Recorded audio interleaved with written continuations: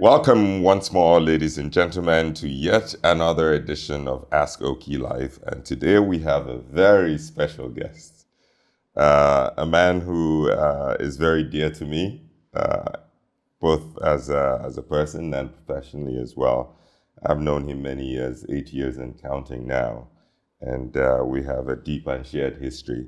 And it gives me such pleasure to have you join us today. And without further ado, I would like to introduce Mr. Prakash Parmar of the House of Parmar and also Bespoke Dubai. So I would like to begin with having the master, as we call him. For those of you who have followed us on YouTube, you've seen our skits. I would like to call them skits because they're always rather impromptu, done in your studio or in your shop. And we've gotten a lot of positive feedback. And so we thought, why not do it properly? And so hence this session, which is going to be the first of many to come. So let me hand it over to Mr. Prakash Parmar to properly introduce himself in his own words, and also share with us, those of you who don't know him as well as I do, a little bit about the history of the House of Parmar, which was founded by his father many decades ago, and also its extension, Bespoke Dubai, which is one of the leading, if not the top, custom shop, men's custom clothing shop in Dubai, based in DIFC. So, Mr. Parmar, the floor is yours, I yield. Well, thank you, Okey. Thank you very much for having me here. It's always a pleasure to be in your company. Very educational for me. The depth, the ocean of knowledge you have, I always enjoy our dialogues and thought provocation that you force me to actually have. And Okey is one of the only few people I know who actually makes me do more or go further and not just, like stagnate. And so thank you, Okey, for having us here. My pleasure. Having me here, thank you. I always say us is because we are a family business. We've been a family of tailors since almost 300 years. My father, his father, his father, his father, back in the days, although we were not into Western wear in India, we were majority Indian wear, which was also a small part of Western wear. So my father came to Dubai in 1956 and he set up shop in Dubai. And that's where he got exposed to suits and Western wear. So knowing that he did not have the skill sets or the technical know-how, he got himself enrolled into a program called Tailor and Cutter from UK, and he learned the tricks of the trade there. And as you know, our trade teaches us more.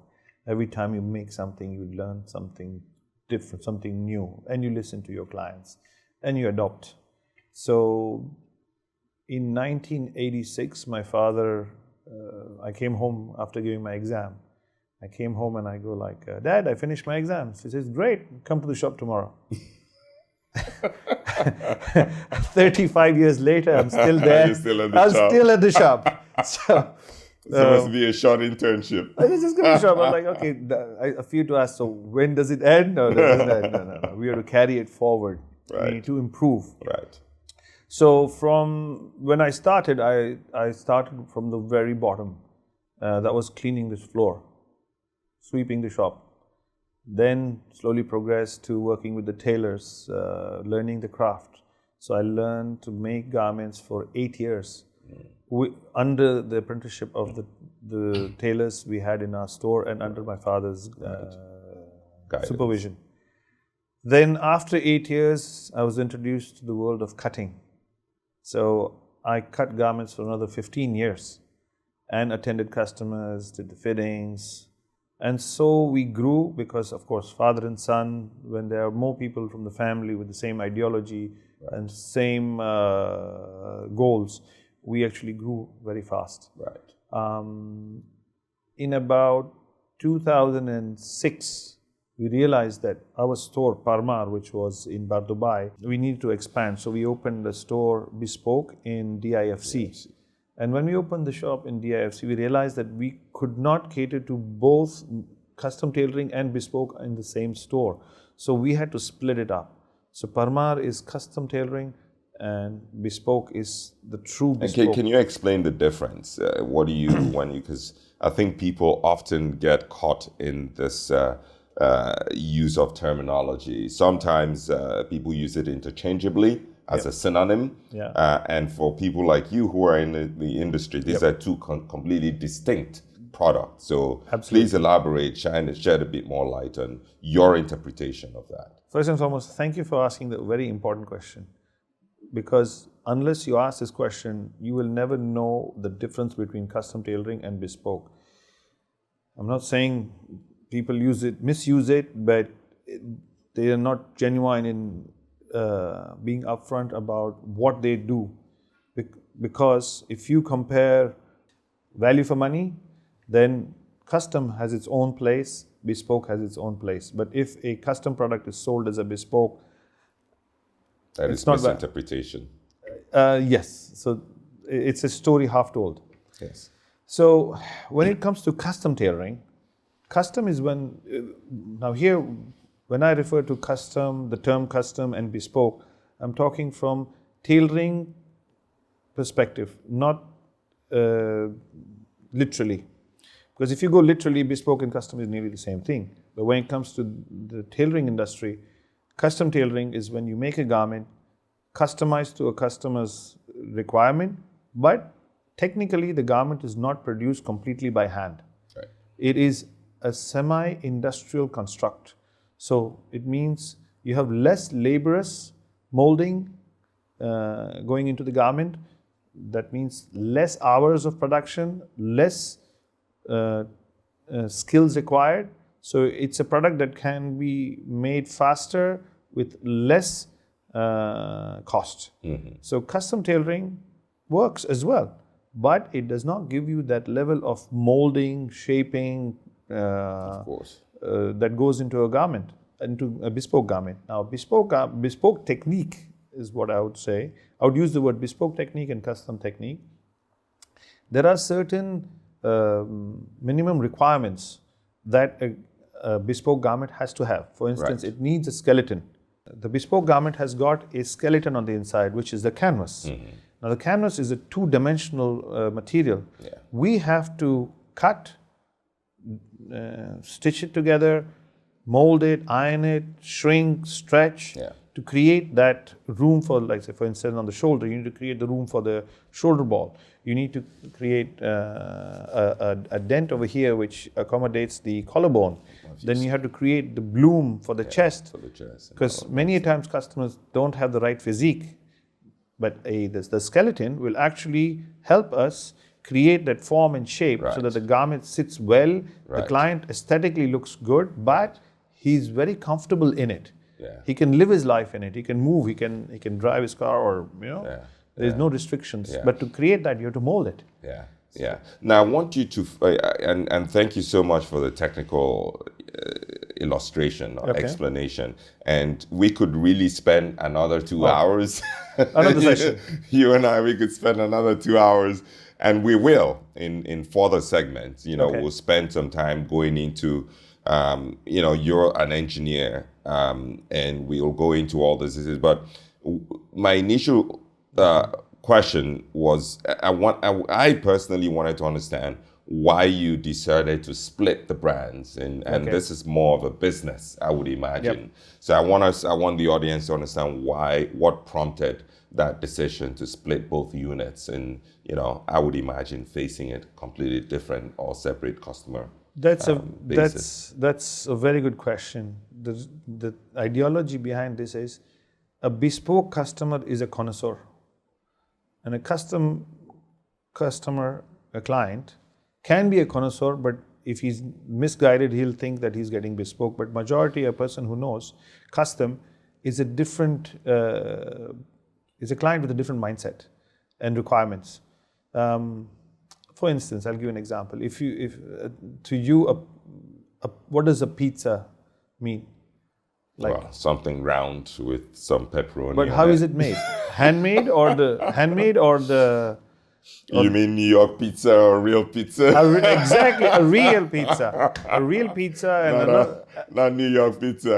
Huh? yeah. So if you are into that, where you really care about what you're wearing, your mindset is very different. So Right. it's just a different set of clients. Right. So we're having challenges that at Parmar in Dubai, we would have, like, say, a CEO of a huge company sitting there getting his garments made, whereas another, like an aspiring gentleman, coming and getting a custom garment made. So it was a bit challenging trying to explain every customer the difference between two. Correct. It was draining us as well, trying Right. to justify this, Right. like trying to sell two different products in the same In place. the same shop, yeah. You could not. Absolutely. You ran the risk of trying to promote one against the other and then losing a customer in Absolutely. the process. Absolutely. So that was too tiring. And when we were opening a new store, we decided let's do it the proper way, Right. so that when we have clients coming in and commissioning garments, we wanted one thought, Right. one mindset, One message. one message. Correct. So here at Bespoke, we sit for hours with our clients. We get to know them. We get to understand them, what their requirements are. Whereas in Parmar, that is a little shorter. We do the same thing, Right. but of course, it's a lighter version. Correct. So in Bespoke, the fabrics are top end. The knowledge of the client is top end.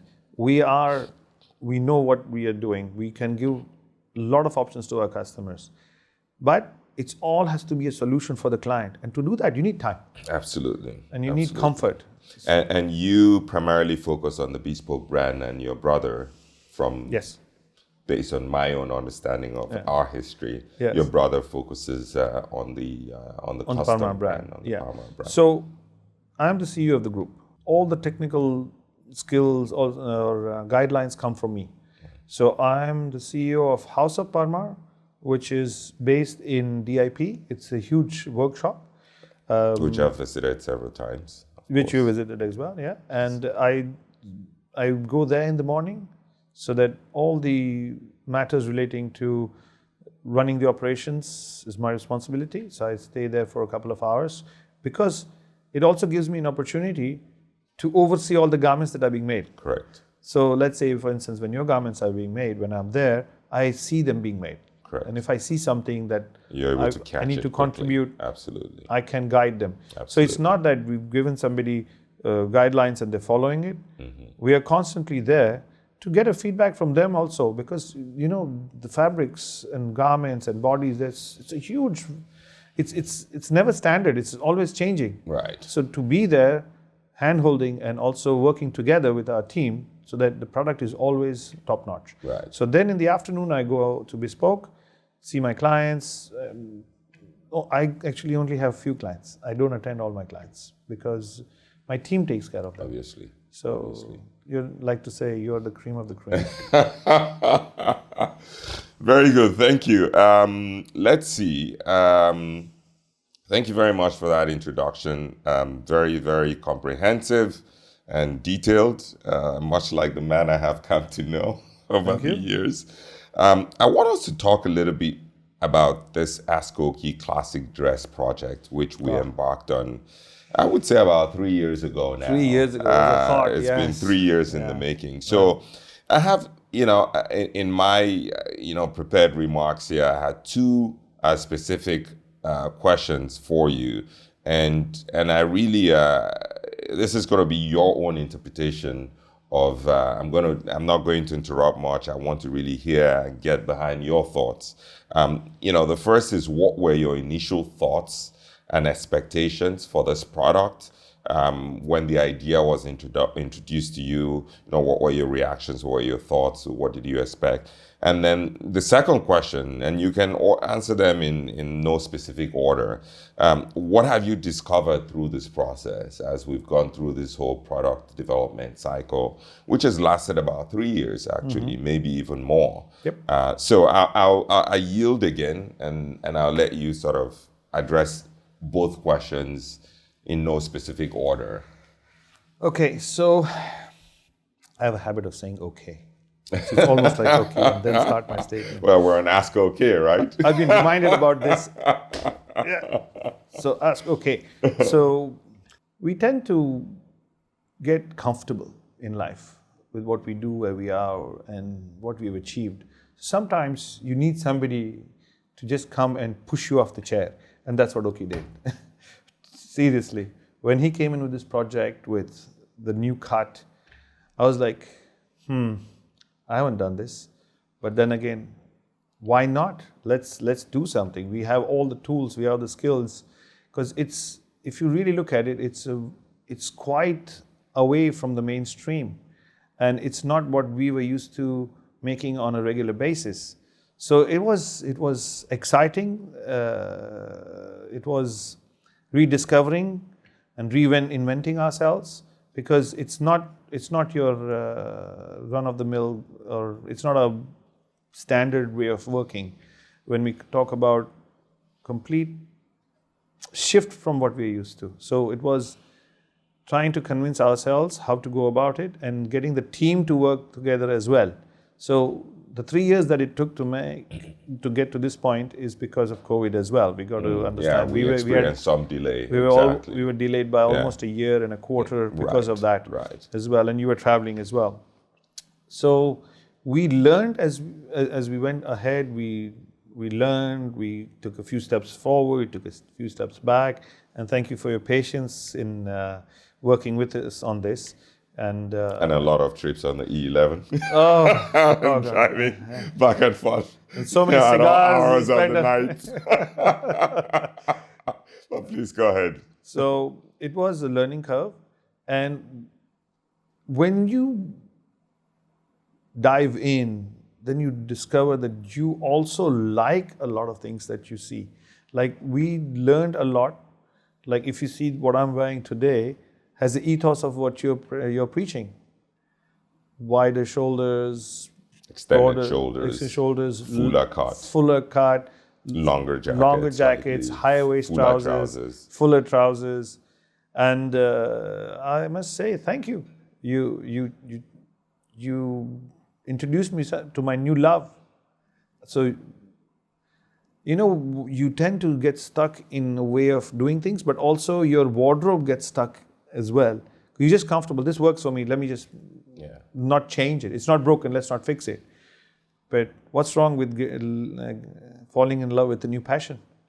So now we actually promote this to our clients as well, but not to this level, because you have to be a believer you have to be an aficionado. So it's a gradual shift. Absolutely, because when we dress people with high waist trousers and fuller legs, not everybody can digest it. Right. So it has to be something that a client wants, and not what we can sort of very actively promote to customers. So this is still very limited to few. Majority is like people like you, very few of them.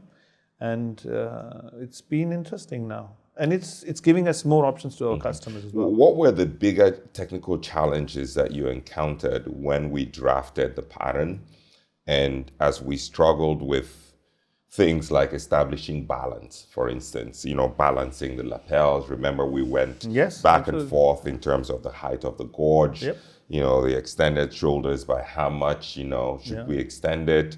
And a lot of things, even the length, even sort of the shaping of the quarters and all of that stuff.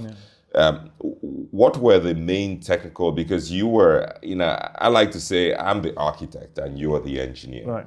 And so, I had obviously the vision, and I communicated that vision to you, and we, holding hands together, we bring that vision alive. But at the end of the day, you were the engineer, literally lying under the car and try to sort of figure out where the damn oil is leaking from and how to fix the leak. So what were some of the challenges you encountered in developing this product that were quite different from the things you were used to, or doing things the way you were used to?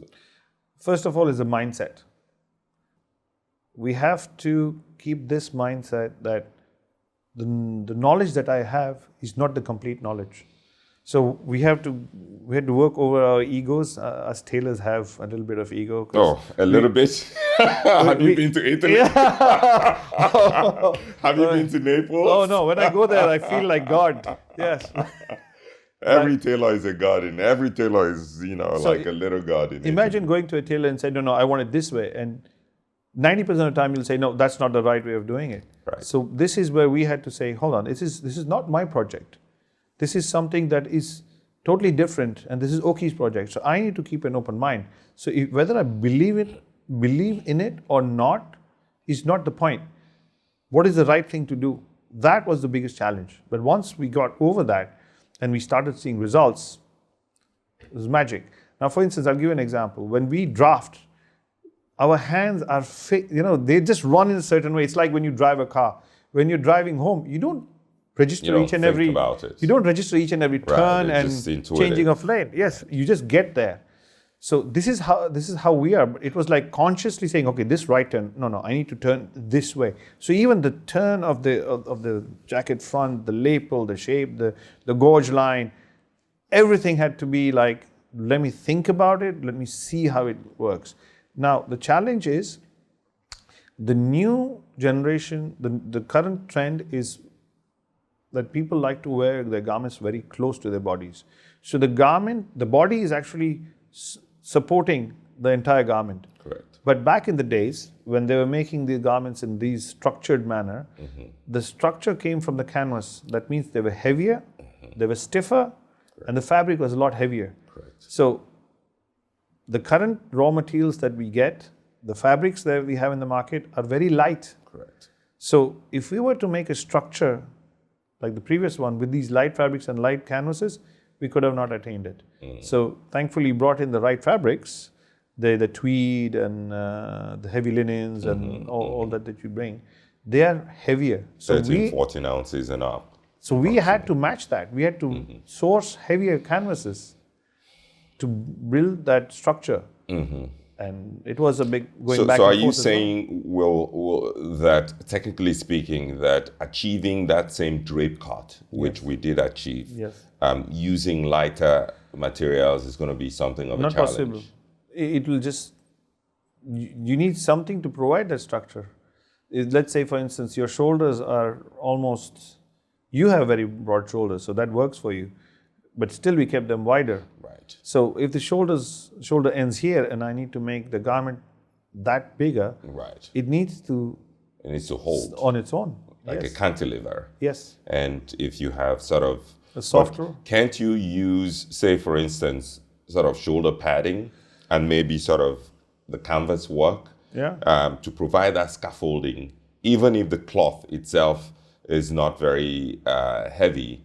But use the internal construction or the constructs internal to be able to provide that skeleton or scaffolding to hold up the cloth. You understand what I mean? Well, because the reason I ask is that, there are people who might want to get that same cut or sort of that same drape cut, but say in a summer, in a summer cloth.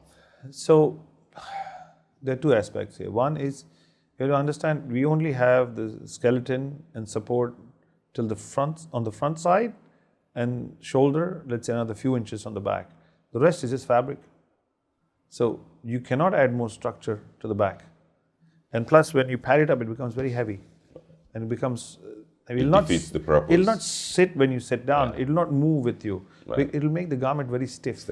So when I say we had thicker and heavier canvassing, we still keep them soft. They are what do you call? They're not stiff. They're still, they move, they have a drape. So it's not, if we go with a lighter canvas, we cannot do it. We can use the same canvas for the lighter fabrics, but there'll be certain limitations. We'll have to create a balance. Right. And you use horsehair strictly? Strictly horsehair and wool. And for your summer garments, do you use linen? Linen and cotton, and cotton. But no horsehair in there. I see. Just to give it that lightness, to maintain that lightness. Yeah. So in summer, you'd use something like a linen or a high twist. So there you will get the drape and the. I mean, in terms of the canvas, what do you use for in your summer in your tropical garments? Cottons. Cotton. As a canvas. Cotton-based canvas. Base canvas. I see. But you will not get that drape that you get from a horse. Right. So you have to discount that. Right. Wow. Good. Thank you. And my own, and I'm not going to spend too much time since I've talked about the drape cut for those of you who followed me on the blog. I've talked about it ad infinitum. But my own experience working with Prakash. He started making me clothes about 8 years ago. 8 years ago. And obviously in his house style. And we sort of evolved it over the years. And, as many of you would admit, this is a journey. And we evolve as individuals. We evolve as individuals. And our tastes change over time. And I have evolved as well to a point where you sort of figure out what you think is sort of the ideal silhouette, and that's how we came about this drape cut that we've now embodied in the AskOkey classic garment. I approached Prakash with the idea, like he said 3 years ago, and he had this quizzical look on his face, like, okay. And but I thank you once again for your open-mindedness and generosity of spirit, because, like you said, it's very rare. I've worked with a lot of tailors from all over the world. It's very rare that people are open-minded enough to be willing to accept new ideas. And so it's been a journey. It's taken a lot of work, a lot of dedication on both parts. A lot of dedication. Your team, they've been a major part of this. It's so gratifying to see that we finally have, some products, and we will expand that range as time goes on and continue to collaborate in sort of creating new products and extensions of the same products and so on and so forth. So thank you for that. The next thing I want us to talk about, this is more of an open conversation and more of there is no right or wrong. This is just sort of trends. It's more of a philosophical conversation about our industry and where things are headed. I have two specific questions. Where do you see the tailoring industry headed in the next 5 to 10 years?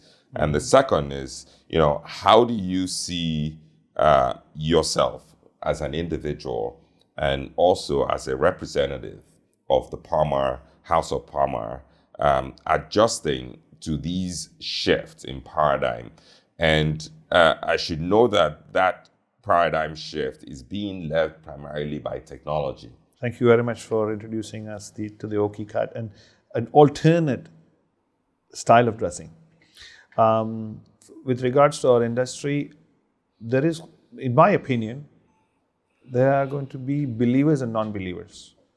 The non-believers will be in larger percentage, but the believers will be die-hard believers. Right. So as time goes by, we are seeing more and more people thinking, I don't need to dress up because my work does not require it. But at the same time, out of every 5 or 6 people I meet, there is one who will go like, I don't want to be like mainstream. I have my own style. I want to create my own style. I want to be an individual. And I like sophistication.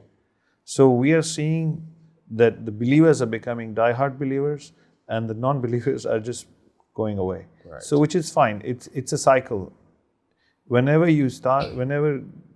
people dress in a certain way, they get bored and then they shift again. Right. So like garments, if you can see, people started wearing And very when you tight. say believers, please help me a little bit. What in your view are believers and non-believers in specific, say, tailoring In tailoring, terms? no, not just tailoring, in tailoring, Or style, or style, be it your sophistication. clothes, dressing, accessories, everything. There are people who want to buy something that has a good, valid story behind it. It's like handcrafted, selected from the best of the best. And how did a product come to you? Like, for instance, this humidor. Okay, if somebody says this is a humidor made in China, blah, blah, it works fine. But if somebody says this was handpicked cedar wood from XYZ forest, and the reason why I picked this one is because it maintains the humidity, it ages over the years. So there are people who want to know this before they buy. Right. They're a smaller percentage, but they are the ones who, even when it comes to clothes, oh, this is merino wool. Okay, so it comes from Tasmania. We know that it's one of the finest. You buy Xenia because Xenia is a 100-year-old mill. They will do the right thing and make the right fabric and behaves nicely. I will enjoy wearing it because somebody thought about it. And every step of the way, there has been a thought process, there has been due diligence. There is a love for making something unique and proper that has gone into it. And then I have this now Spirit of craftsmanship. So this is coming in huge with, let's say, our friend AskOkey. Because of AskOkey, how many of you out there really have changed the way you look at things before you buy it? Especially clothes, shoes, shirts, and accessories, right? So the more information that people have accessible to them, people know that they have a lot of choices. They can choose the best. And at this time, there's so many people out there who can afford the best of the best. Mm-hmm. And instead of just relying on a brand and buying a brand name, I'm sorry, but there are some brands out there with just name but not product. They're buying craft. So now people are thinking, no, let me go and look for craft. I can find it. It's on the net. It's there. So technology inevitably is helping us spreading the word. The gospel. Yes. So people know. Clients know. They're asking the questions. Yeah. They're being inquisitive. And if they buy, there has to be a reason for them to buy that meets their philosophy. Right. So let's say in 5 to 10 years, when you look at your customer base, sort of when you look at the market, do you sort of see? So there's two dimensions to it, right? There's volume, yes, right, yeah. And then there's unit growth. Yep. When I say unit, I mean customers, right? Yep. So where do you see the growth coming from? Are you looking at growth from? Volume is obviously a factor of two vectors, right? It could be fewer customers, like you said, the believers, right? Indulging more, exactly. Or it could be just sort of, believers and non-believers growing that number and maybe tepid growth in terms of each of those segments. I'm not sure if I'm articulating myself properly. So where do you see that growth coming from? Do you sort of think the market is going to continue to consolidate around fewer individuals, but who are increasing their appetite and wallet or wallet size to tailoring? Right. Or do you see sort of a return to sort of the average person learning more because of the internet, of course, and sort of distribution channel, learning more about tailoring and eventually, hopefully, adopting this idea? Okay. How do you see that unfolding over the next 5 to 10 years? With Instagram and social media, we are seeing there's pressure to be unique. So every individual in his own mindset wants to go a step higher. Now, how does he go higher? So for you have to understand, we have two brands. So we are addressing the market on two angles or two levels. Correct. So Bespoke itself has got clients. We are getting more clients, new clients actually, because we have such a legacy. We have a name in the market. So we are getting more clients coming in, willing to spend. The new clients willing to spend good to get the best. So that's working for us. Social media is bringing us this business. So those clients, so they are the clients who could have been the Parmar clients who are actually going into Bespoke now. So they're up. They're trying to go to the next level. Right. So we are not only getting old clients that are coming back and ordering more, we're actually getting new clients who are converting because they choose to buy what they want, what they think they deserve. And there should be a story behind it. There should be a justification behind it. Parmar is going to continue with what we have at the moment because let's face it, we are just 3 shops. We really don't need that much business to keep us full. So the growth, as long as we can get more clients than what we produce, we are okay. But the industry, you will see there will be,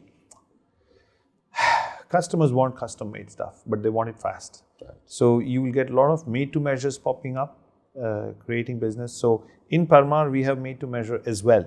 So a made-to-measure is where a customer comes in and we have fit sets, like garments made in various sizes. We try on a customer. A standard pattern. Standard patterns, and we note down the modifications required to create the final product. Correct. And then we will go straight to manufacturing. Correct. So the science to success is churning out custom made or M2M made garments, but to a custom level that we can actually customize to whatever you need. So even if you're trying on a pattern that is a peak lapel but very slim one, and you want a very wide one, because we make everything under our factory, we can accommodate that. So it's not it's actually a hybrid between custom and made to measure. Right. So that's our advantage. When we offer this to our customers, we are in for sustained growth, and we're trying to reduce the production time as well. Yeah. So the ideal would be delivery in 4 days. From made to measure, custom, hybrid, and deliver. Right. But bespoke, we're trying to bring down the 6 weeks delivery to about 4 weeks by managing our time and our clients' time better. But the growth of which AskOkey obviously is part of that. No, it's a learning curve. Everything it's will part of it's part of their bespoke product because again, just for elaboration, they do all our production. Essentially, Prakash is my middle and back office, so to speak. So our products are made to the exact same specifications from a technical standpoint as their bespoke product. Oh yes, of course. And so in terms of sort of the turnaround time and the process, everything is literally, verbatim to their premium bespoke product, which they make under the bespoke label. Exactly. So I just wanted to add that for elucidation of clarification. As you're the only one we do this for. Well, of course. Who else would you do it for? Because the ideology is the same. That's why. It's not about it's not a commercial angle. It's like we believe in what we believe in excellence. Yeah, we have a synergy there. So absolutely. And the sky is the limit for us. Absolutely. I would like to touch on one last thing in terms of purchasing. I know you're quite active on social media. Yep. You use Instagram, you have your own other, despite having physical presence in a prime location. Would you say a lot of your new business has come from your, let's say, virtual or sort of social media campaign or effort? And how do you think that has changed the behavior of your buyers? Is location, have you found location to be a restriction? Do you find people flying in from elsewhere to visit you, or how do you address issues? You can market to a guy in Russia, say for instance, right, through your Instagram or through your other channels. Right. But then how do you serve him? How do you service this client who now has seen your product, loves it, and wants access to it? Few of our clients who are willing to get our top-notch garments, they're happy to fly us over. So we go see them. So that's one way. but it's not pragmatic for. Well, we're not all billionaires. A millionaire is good enough as well these days. Yeah. And we're not all your clients. Not like you. Not all your clients are billionaires. Huh? Sorry, go ahead, please. So the second set of clients are the ones who want to make garments with us, but they cannot physically come to us. So we prefer not to make garments like that, because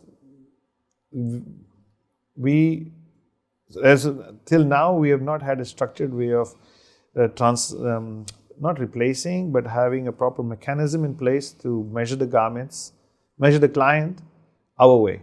Yeah. But thanks to you, the structure you brought in, and you worked with us on getting the right measurements, and we did the pilot project earlier as well, and worked very well. I was very surprised. That's, like I said, you pushed us out of our comfort zone, and it opened doors for us. That once we get AskOkey website and all the business running, it will open doors for us as well to address that audience that we are currently not being able to address. You see, many customers travel through Dubai. You'll be surprised how many people actually visit Dubai. If you go over the world, anybody who has actually traveled and seen the world, they will have visited Dubai.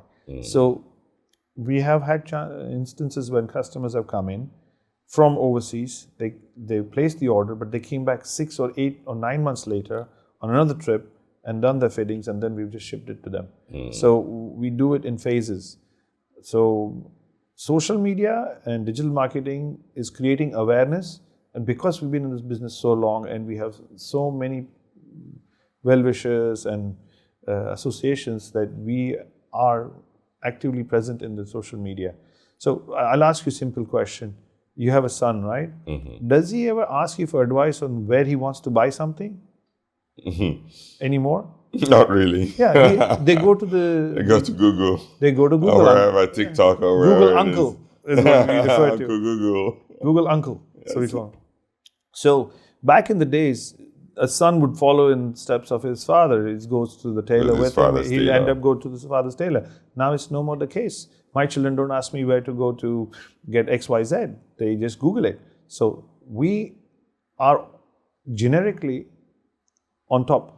Because number one, our name, we've been here that long and we have so many clients. Right. So that has been an advantage. We are getting new customers from the digital platform, and because we showcase ourselves, what we do and the skill sets we have and the craftsmanship we offer, we get a lot of clients from the internet. People are curious, and because Dubai is so central, and in Dubai, our location is very, very accessible. Central. Yes. So people come in, and we invite people for coffee. You just come in, have a coffee, have a discussion. You don't need to order. Know what you're buying. Right. At the end of the day, if you're not doing a business with me, it's fine. But at least I got to know a person. We're happy with that. Right. Yeah. Right. Build goodwill. We'll all go one day. Yeah. You know, it's the journey. Journey should be interesting and with people of like-mindedness and somebody who teaches you something. Well, thank you, Prakash. As we bring the curtains down, I would like to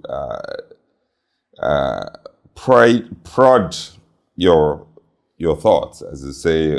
How would they say it again?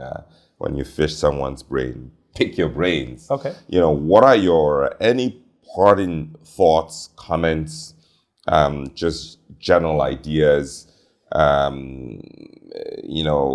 Whether it's product related, market related, I'd like to sort of get your thoughts on sort of where you think we're headed, and just general observations. I think we are headed towards. It's like a peak. It won't keep climbing this way. So, for instance, there is a limit till which people buy online and say it's fine, it's convenient. Then you come to a point where you go like, hold on, it's convenient, but is this truly what I want? Like, I'll be frank, my daughter buys garments online and she buys shoes. That's fine. But when it comes, she's now got into the mindset, oh, Dad, it looked nice, but it's not so nice. I says, what is the right way of doing it? Say, well, I should have seen it first, should have tried it on and then bought it. So the in-store experience will come back over a period of time, but it'll be not so grand as it is at the moment. So like I said, there'll be a huge disparity between the believers and the non-believers. Right. The numbers will be like 80-20. So Right. 80% will just say, I'll buy it because I can online, and 20 will say, I'm sorry, I don't accept it. Yeah. The one final question is just something that just popped into my mind. I just saw an article this morning, actually it was on my blog, talking about how one of our blog members was driving back from somewhere and driving through Savile Row. And it's like, my God, I don't recognize this place because all the shops have closed down and have been replaced by sort of brands and coffee shops and things like that. So we're seeing this global shift. Granted, Dubai is more sort of a walled-in market, if you want to put it that way, from an industry standpoint. But when we look outside, New York, London, even in Italy, right, which is sort of the base of artisans, we're seeing this shift.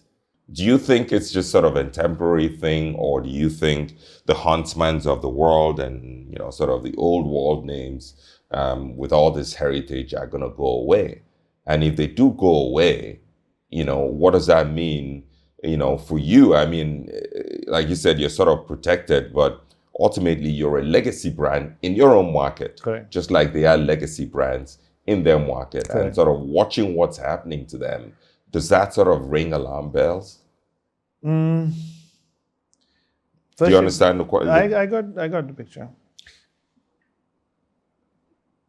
If there is a situation, we need to understand why it came to this. Savile Row is amazing, the heritage that they have, the knowledge they have. But then again, did they change the course when the road needed, when the market shifted? Were they very comfortable in changing direction?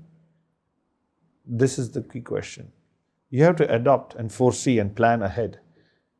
Bring technology in, bring new ideas in. We did it this way. This is the right way. It was the right way till now. Mm-hmm. You have to progress. You have to move on. Like when you came in and came up with a new idea, you said it yourself. The other tailors were not willing to accommodate because they were limited in their way of doing things. This is the way I do it, and that's the best I know. Mm-hmm. So if you are flexible, right, and if you can not adopt, you have to foresee and plan accordingly, you'll be fine.